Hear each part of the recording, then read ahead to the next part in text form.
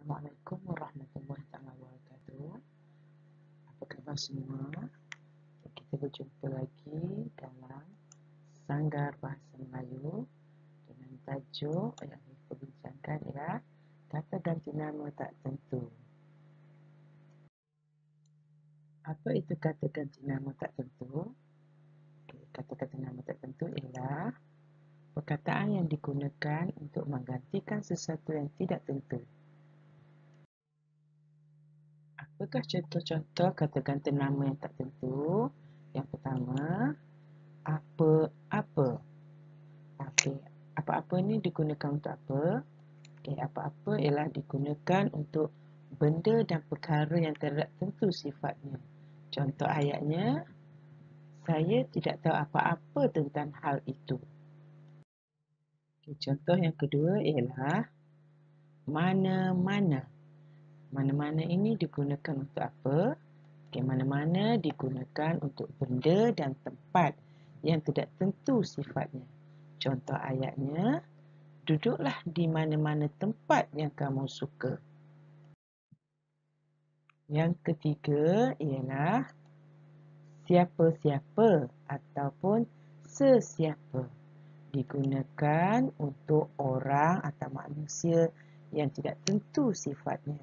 Contoh ayatnya, siapa-siapa atau sesiapa sahaja boleh memohon pekerjaan tersebut. Yang keempat, bila-bila. Digunakan untuk masa atau waktu yang tidak tentu sifatnya. Contoh ayatnya, bila-bila pun awak boleh datang ke rumah saya. Contoh kelima, sesuatu. Digunakan untuk benda atau perkara yang tidak tentu sifatnya. Contoh ayat, sesuatu perkara yang tidak diduga telah menimpa keluarga Masyar. Yang keenam, seseorang. Digunakan untuk orang atau manusia yang tidak tentu sifatnya juga. Dan contoh ayatnya, seseorang yang penting dalam hidup Alisha telah hilang.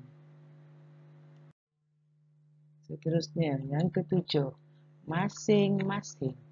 Digunakan untuk orang atau manusia yang tidak tentu sifatnya juga. Dan contoh ayatnya, ambil barang masing-masing kerana bas akan bergerak sebentar lagi, kata Cikgu Laila kepada murid-muridnya. Kita telah pelajari sebanyak 7 kata ganti nama tak tentu. Sekarang kita tengok tip kata ganti nama tak tentu.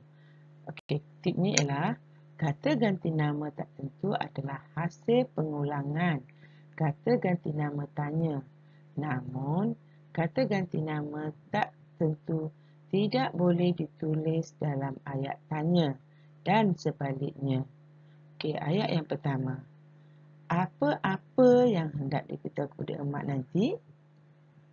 Itu salah. Sebab kita guna apa-apa tapi ada kata tanya.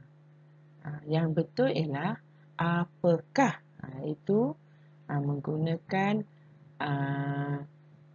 partikel kah yang dalam ayat tanya. Apakah yang hendak diberitahu kepada emak nanti? Itu yang betul. Sebaliknya, tengok ayat yang ini. Ini ialah ayat penyata. Apa yang kamu tidak fahami, sila maklumkan kepada saya. Ini ayat penyata. Tidak boleh guna perkataan apa. Sebab perkataan apa ialah kata tanya. Jadi kita kena guna apa-apa. Itu kata ganti nama tak tentu. Apa-apa yang tidak kamu fahami, sila maklumkan kepada saya. Itu yang betul. Sebab di situ kita guna kata ganti nama tak tentu. Apa-apa. Cikgu harap semua faham dan sekian. Terima kasih.